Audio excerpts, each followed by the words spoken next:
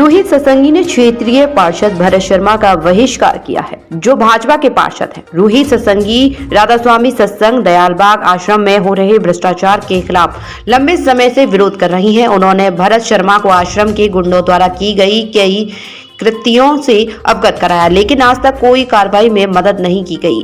रोहित सत्संगी ने थाना न्यू आगरा में कई बार शिकायतें लिखित में दी हैं, लेकिन भरत शर्मा ने आगरा के बीजेपी नेताओं और केंद्रीय सरकार से मदद नहीं मांगी है। यह मामला दिसंबर 2024 में एलोरा ब्रांच सत्संग राधा स्वामी सत्संग की प्रदर्शनी में पार्षद भरत सिंह के मुख्य अतिथि बनने के बाद सामने आया है।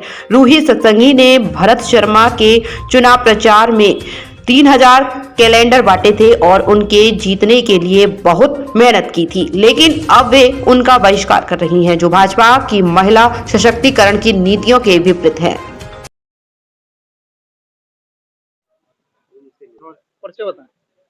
मैं रूही सत्संगी हूँ, राधा स्वामी मठ जालबाग आश्रम से खानदेनी अनुयायी हूँ और मेरा मिशन चल रहा है जालबाग आश्रम का पूर्ण बहिष्कार। समाज से मेरी रिक्वेस्ट है, मीडिया के जरिए समाज से। आज आप दयालबाग के पार्षद भरत शर्मा जी के निवास पर ऑफिस पर आएंगे, क्या उद्देश्य है? भरत शर्मा जी जो हमारे एरिया के पार्षद है, मेरी उनसे सख्त नाराजगी है। आप निर्दलीय आए थे, जीते थे, आपने कहा बीजेपी में होता तो मैं मदद कर पाता। आप प्राण प्रतिष्ठा पे बीजेपी में घोषित हुआ कि आपने बीजेपी ज्वाइन कर ली, बहुत अच्छी बात है। मेरी शिकायत, मेरा जो हत्या का प्रयास हुआ, जालबाग आश्रम के ही मेरे ही समुदाय के गुंडों ने मुझे नंगा करके चलती सड़क पे मारा, उसके खिलाफ आपने जालबाग आश्रम वालों से कुछ बात नहीं करी।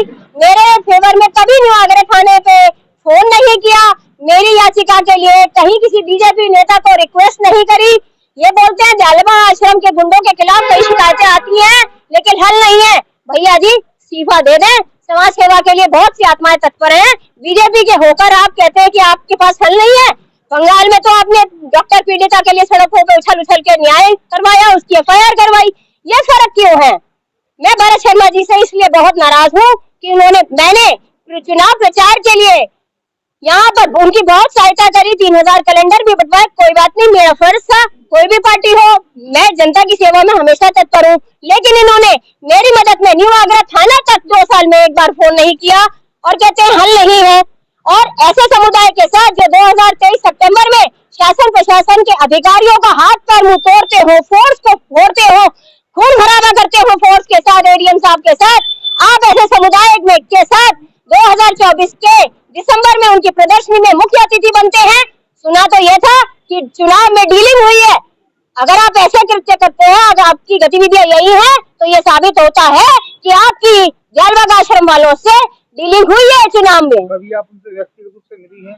मैं व्यक्तिगत रूप में बहुत मिली हूँ। शुरू में हमारा मॉडरेशन से पहले भी मिलना जुलना था, ऑफिस में हम सेवाएं करते थे, लेकिन मेरी नाराजगी के चलते मैंने इनका साथ देना छोड़ दिया, क्योंकि इन्होंने मेरे को कष्ट पहुंचाया। नारी सशक्तिकरण में योगी साहब का जो सीएम हमारे मुख्य मंत्री हैं यूपी के, उनका मान सम्मान इनके हृदय में नहीं है। सेंटर में फोन कर सकते थे, कहीं भी फोन कर सकते थे, लेकिन इन्होंने कोई मदद मेरी नहीं करी। आगे क्या प्रक्रिया रहेगी? अब प्रक्रिया ये है, जालबाग आश्रम के गुंडों का बहिष्कार के साथ साथ मैं भरत शर्मा पार्षद बीजेपी मेंबर का भी बहिष्कार करती हूँ।